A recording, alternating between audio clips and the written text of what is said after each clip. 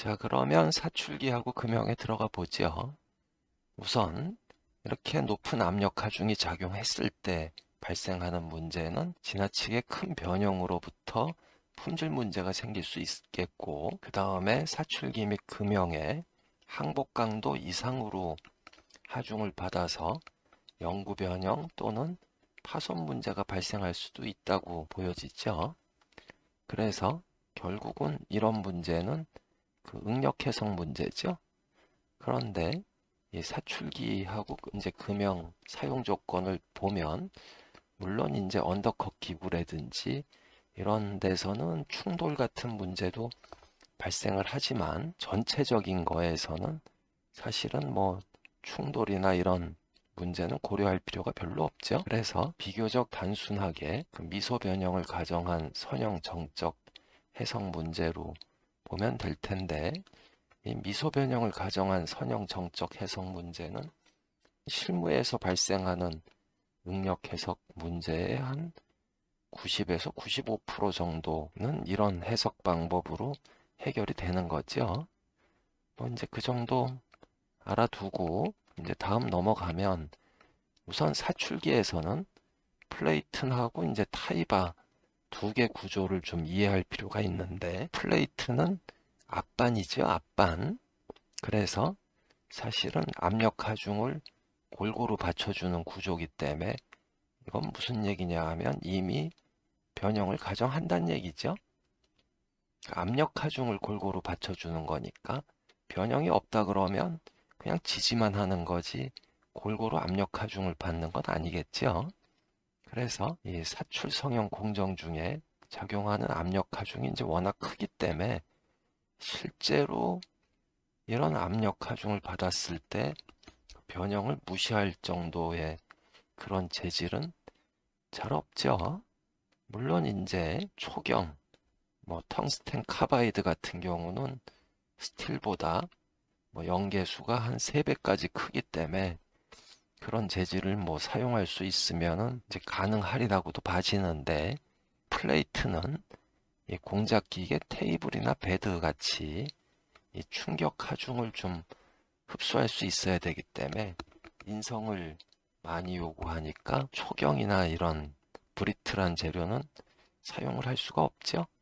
그래서 보통은 이제 영강으로 주조한 구조물을 쓰게 되는데, 영강은 탄성계수 190기가파스칼 정도인데 일반 스틸의 탄성계수가 210기가파스칼 정도니까 약 10% 정도는 변형이 더 갈 수는 있겠죠. 그렇지만 충격 흡수 능력이 뛰어나서 얘를 쓰는 거죠.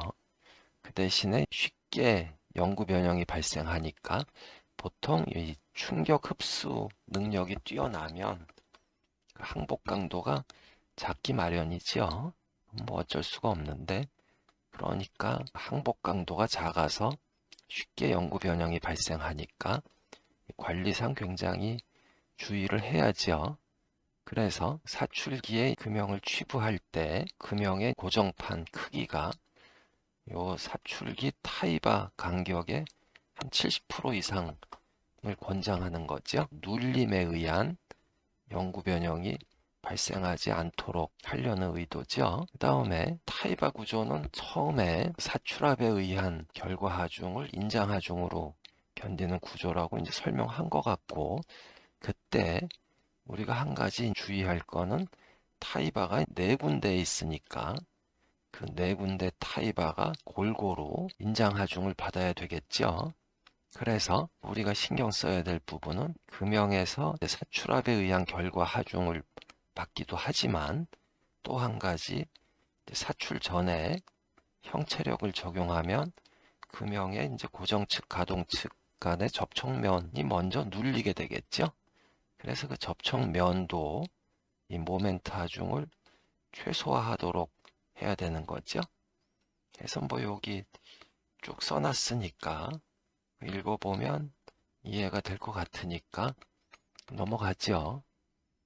그래서 사출기는 간단하게 알아봤고, 금형부터 시작을 하면, 금형에서 제일 기본은 이제 제품 배치, 레이아웃이죠. 이제 레이아웃을 배치할 때는 물론 여러 가지 그 이유로 레이아웃 배치를 하기도 하는데, 강도상 기본적인 레이아웃 배치는 제품의 도심이 그 사출기 중심하고 그 일치하도록 레이아웃을 배치해 주는 게 강도상은 가장 좋겠다 하는 얘기죠. 자, 그래서 뭐 요 위에는 이제 그 얘기고, 만약에 이렇게 레이아웃 배치가 그림처럼 형체력 중심하고 사출기 중심이 이렇게 틀어졌을 때 타이바의 균형되게 인장하중이 작용되는 게 아니기 때문에 이제 금형이 벌어질 수가 있죠. 그때는 플래시가 굉장히 얇은 플래시가 생기는 경우도 있는데, 금형에서 파팅면이 형압이 잘못돼서 발생하는 플래시가 아니고 벌어진 틈새로 수지가 밀려 나왔다가 다시 금형이 닫히면서 플래시가 이제 압축이 돼서 굉장히 종이장처럼 얇은 그런 플래시가 생기는 경우가 있죠. 그렇게 뭐 읽어보면 쉽게 이해가 될 테니까 다음 넘어가면 가늘고 긴 튜브 형태의 제품, 이 경우는 한번 그림을 보죠. 지금 이런 제품인데, 지금 이 제품에서 지금 그 게이트 위치가 이쪽이면 그냥 정상적으로 유동 해석을 하면 이 유동 패턴이 그냥 이렇게 게이트 주변에서부터 점점 원형에 가까워져서 최종으로 이제 이렇게 된다고 결과가 나오는데, 근데 실제로 이 경우에 이렇게 코아를 집어넣어서 해석을 하게 되면 이 코아가 변형이 되는 거죠. 변형이 되기 때문에 여기 오른쪽에 보듯이 여기서 지금 뭐 한 0.2mm 변형된다 그랬는데, 0.2mm가 변형이 되기 때문에 레이스 트랙 이펙트로 그 위에는 두꺼워지고 밑에는 얇아지겠죠. 그래서 이게 예를 들어서 2.5T라 그러면 위에는 2.7T가 될 거고 밑에는 2.3T가 되니까 한 0.4mm에 해당하는 레이스 트랙 이펙트니까, 그러면 2.5에 0.4면은 거의 한 20% 가까이 되겠죠. 그러니까 이렇게 유동 패턴 자체가 굉장히 많이 달라지는 거죠. 이런 것도 고려할 필요가 있죠. 자, 그래서 뭐 이 정도 알아보고 본격적으로 금형 크기 결정에 대해서 알아보기로 하지요. 우리가 금형 크기를 결정할 때 두 가지를 고려해야 되는 거죠. 첫 번째로 가소화 능력. 가소화 능력은 사실 앞에서도 다 설명한 내용인데, 그 앞에서 사출 스트로크가 1D에서 4D 사이에 있어야 된다 그랬고, 그땐 D가 스크류 직경이라 그랬는데 그게 바로 가소화 능력 얘기한 거죠. 그래서 뭐 사출 스트로크가 1D 이하면 D가 타는 문제가 생기고, 또 사출 스트로크가 너무 커지면 용융 수지 품질이 떨어진다 그랬죠. 그거는 뭐 앞에서 설명했으니까 그 정도 하고, 다음 이제 형체력은 투영 면적에 의해서 결정되는 거죠. 그런데 이제 만약에 형 분할이 여러 군데서 일어나는 경우 최대 형체력이 발생하는 분할면에 대해서만 형체력을 적용하는 거죠. 자, 그 정도 알아두고 다음 넘어가면, 그래서 일반적으로 이제 사출기는 적용 가능한 형체력 범위에 따라서 플레이튼, 타이바 이런 게 결정이 되기 때문에 뭐 자연스럽게 장착 가능한 금형 크기도 그거에 따라서 결정이 되겠죠. 그리고 뭐 형체 스트로크 같이 이런 작동 범위, 또 관련된 이제 작동력, 작동 속도 등도 결정이 될 텐데, 이거는 주로 가동 측의 중량에 의해서 결정이 되겠죠. 물론 이제 범위는 뭐 제품 크기를 고려해서 결정하겠지만 작동력이라든지 작동 속도는 중량하고 관계가 있겠죠. 그렇게 생각하면 될 것 같고, 그런데 뭐 예를 들어서 제품의 언더컷 구조가 아주 복잡해서 금형이 뭐 너무 커진다든지, 또는 제품 높이가 너무 높아서 일반적인 사출기 설계 단계에서 고려한 범위를 벗어나면 좀 문제가 생길 수도 있겠죠. 그래서 뭐 그 얘기를 여기 이렇게 해놓은 거고, 일단은 우리는 일반적인 경우에 대해서 이제 금형 크기 결정에 대해서 알아보기로 하지요. 그럼 형안면부터 들어가 보지요. 사출기에서 금형이 닫히고 형체력이 작용되면 금형 전체는 프리스트레스 상태가 되겠죠. 그럼 자연히 금형 전체에 변형이 일어나게 되고, 특히 형안면에 대해서는 주변에 접촉하고 있지 않은 면에 비해서 약 100분의 5mm 정도 변형이 된다고 봐지는데, 이런 변형은 성형을 하면서 압력 하중이 작용하게 되면 작아지게 되겠죠. 그래서 요 밑에 이제 써놨다시피 이론적으로는 최대 압력 하중 작용 시 결과 하중이 적용된 형체력과 같으면, 모멘트 하중이 없다 그러면 형안면 변형이 최대 압력 하중이 작용하면 0이 되겠죠. 그래서 단지 이제 접촉만 하고 있게 되는데, 그 다음에 제품이 냉각되면서 수축을 하게 되면 이 압력 하중이 다시 없어지니까 다시 초기에 변형됐던 만큼 변형을 하고 있게 되겠죠. 그렇게 이해하면 될 것 같고, 그래서 형안면 면적은 작아질수록 주변에 접촉하고 있지 않은 그런 면에 비해서 최대 변형량이 커지게 되니까 플래시 완화에 도움은 되는데, 이때 이제 과도한 스트레스가 작용하면 재료 항복이 일어날 수밖에 없죠. 그래서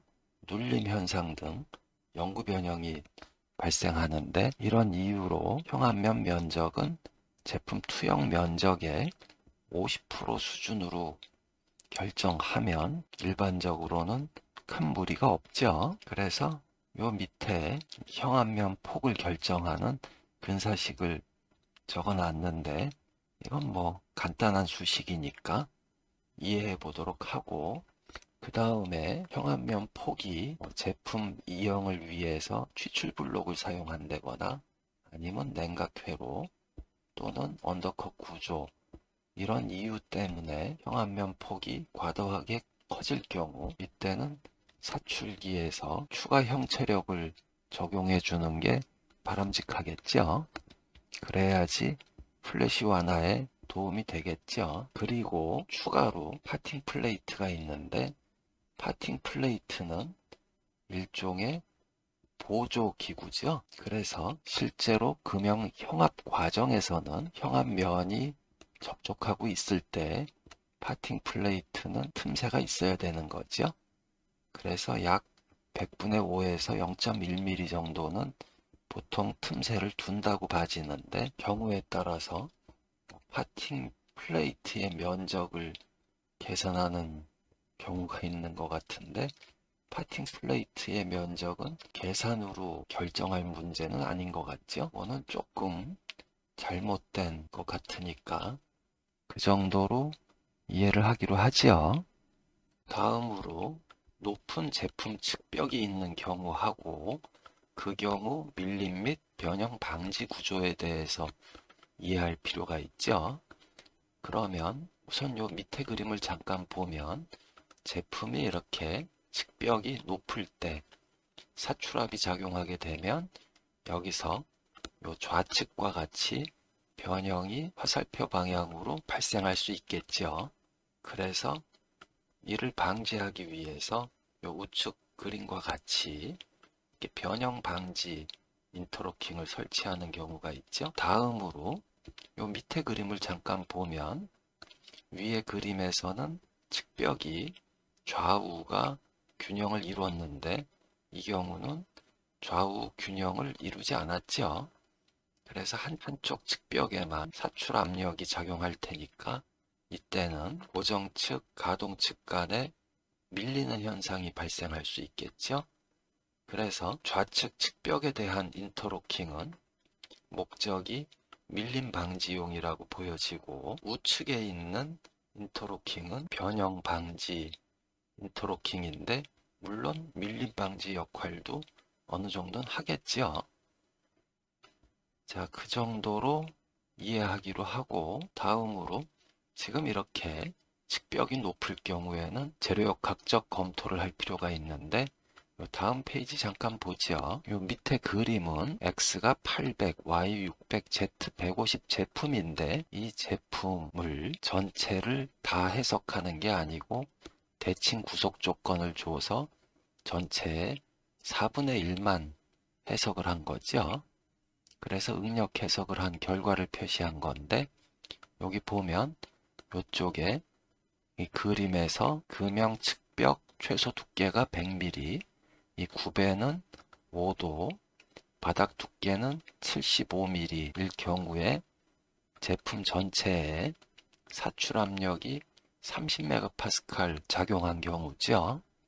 그래서 이 결과를 잠깐 보면, 우선 이렇게 인터로킹을 설치하지 않았을 경우는 최대 변형량이 0.28mm죠.